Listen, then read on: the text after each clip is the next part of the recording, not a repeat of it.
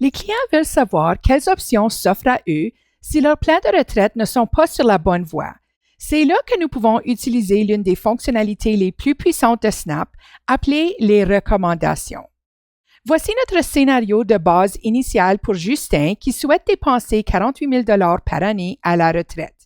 Il épargne 6 000 $ par année dans son REER et 3 000 $ par année dans son CELI, mais il se retrouve avec un déficit à l'âge de 91 ans.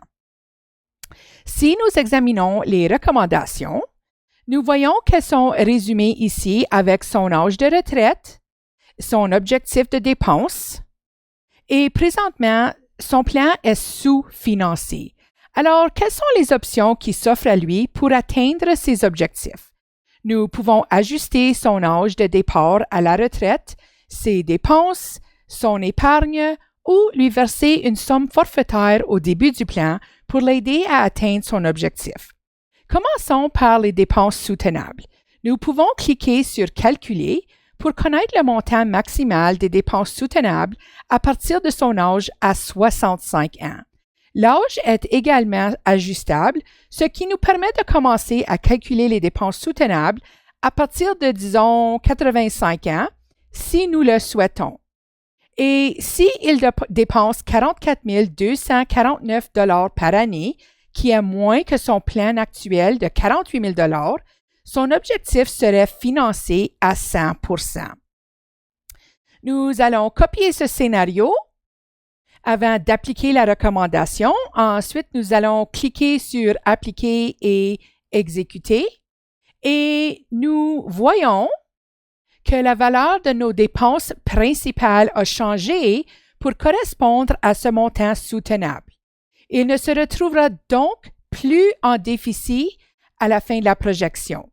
Et si nous revenons aux recommandations, nous voyons que son objectif est maintenant financé à 100%.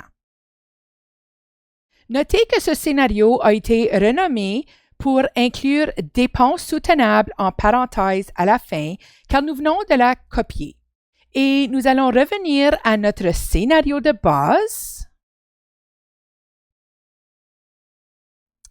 Et revenons aux recommandations.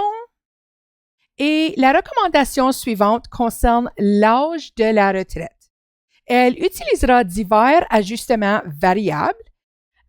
Présentement, la note est réglée sur les dépenses principales et elle modifiera les cotisations potentielles aux actifs financiers.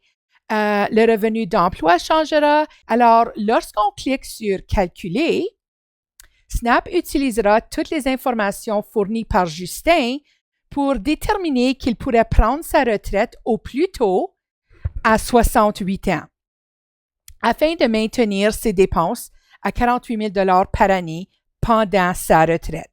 C'est 3 ans plus tard que son plan actuel et nous allons donc à nouveau copier ce scénario et ensuite appliquer et exécuter.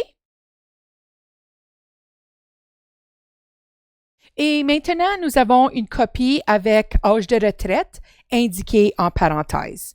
Nous voyons qu'il y a encore 3 années de revenus d'emploi.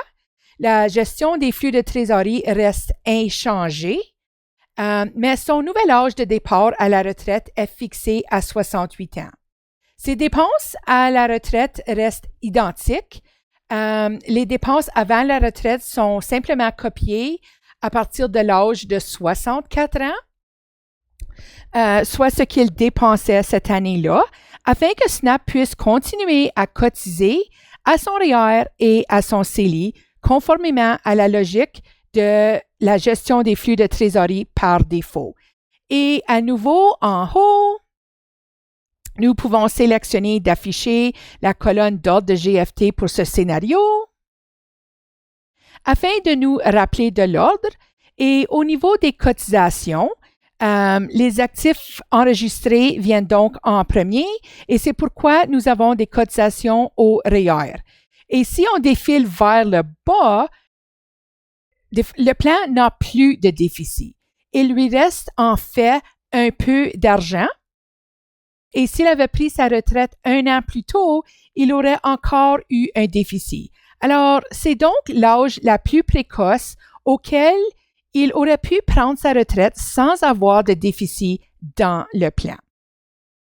Nous revenons donc aux recommandations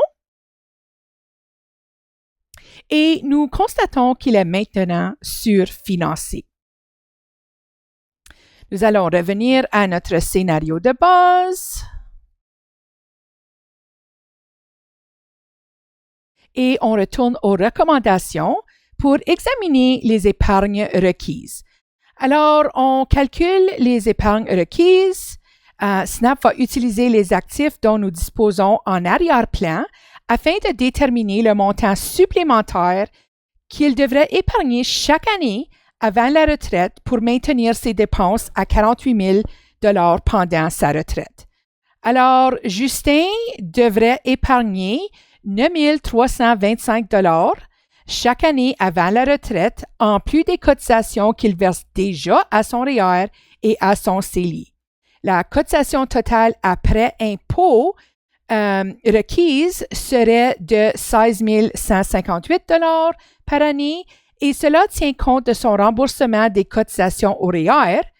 Et en réalité, avant impôt, la cotisation totale serait de 18 325 Alors, nous allons maintenant faire une copie, appliquer et exécuter. Et voilà, une nouvelle colonne intitulée Épargne de GFT apparaît. Nous allons à nouveau utiliser la logique par défaut. Donc, l'ordre de GFT sera à nouveau enregistré, CELI non enregistré.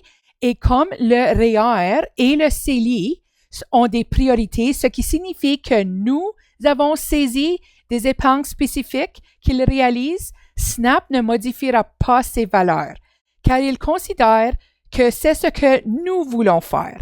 Le seul actif disponible auquel il peut cotiser est donc le compte non enregistré et c'est là que la totalité des 9 325 sont versés. Mais notez que le taux de rendement n'est que de 1%. Maintenant qu'il épargne de l'argent dans son compte, nous pouvons modifier la répartition des actifs. Okay, je m'excuse. Donc, 0, 40%, 60%. Et on exécute ceci.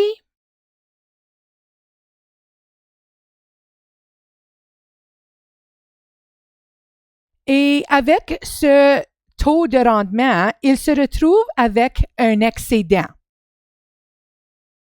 Dans une situation d'excédent, l'objectif de retraite nous indique que nous avons un excédent de financement et au lieu de l'épargne requise, nous verrons l'épargne disponible. Et dans ce cas, nous pouvons calculer les épargnes disponibles. En fait, nous pouvons supprimer certaines de ces épargnes et les appliquer. Ainsi, au lieu d'une cotisation de 9 000 il n'aura besoin d'épargner que de 6 434 pour être entièrement financé. La dernière recommandation est une somme forfaitaire. Alors, nous revenons à notre scénario de base.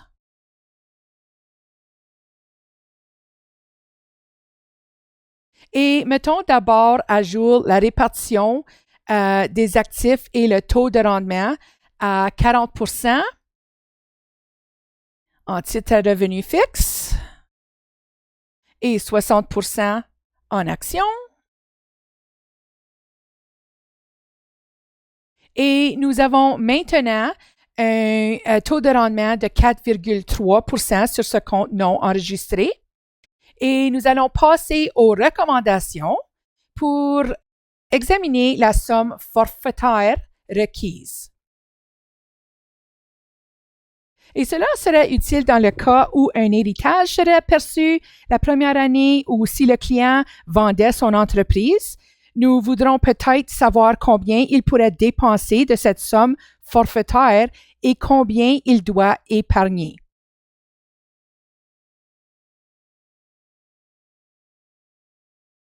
Et le montant forfaitaire variera en fonction de l'endroit où on autorise Snap à effectuer les cotisations, par exemple dans un REER, un CELI ou un compte non enregistré.